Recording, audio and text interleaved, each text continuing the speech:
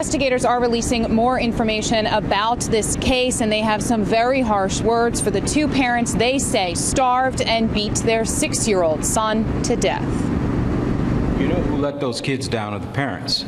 Parents are supposed to protect their children, not beat them up and starve them to death. Harsh words from the Philadelphia Police Commissioner about Floyd and Tina Wimes, the parents of 6-year-old Khalil Wimes, who died Monday night after suffering prolonged abuse, beatings, and starvation, according to police. These are the two people that we believe to be responsible, and they have since given statements to that effect. We are learning more about the Wimes. One source with knowledge of the case calls the home they raised their children in dysfunctional.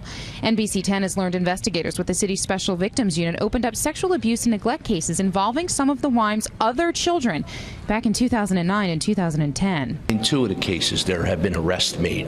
It alleged that there was a 6- and 7-year-old child that was sexually assaulted by one of the siblings who was about 13 years of age, 11 or 13 at the age, and that person was arrested.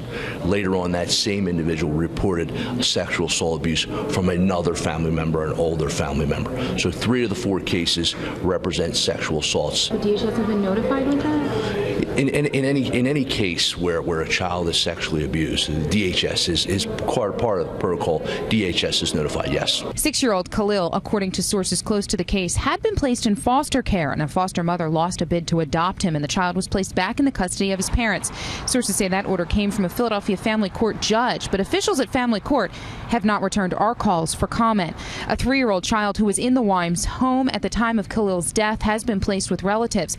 Mayor Michael Nutter says at the time of Khalil's death, he and the younger sibling had no open cases with the Department of Human Services, and says he can't talk any more about the case. Do you know when the last time DHS was involved with that family? Okay.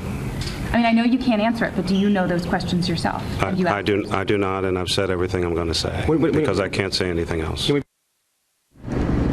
Now, the mayor tonight is citing state privacy laws as to why he says he cannot discuss this case publicly. However, he did tell us that there will be an investigation into this case, and when those findings are finished, he says he will make them public. Reporting live at police headquarters, Deanna Durante, NBC 10 News.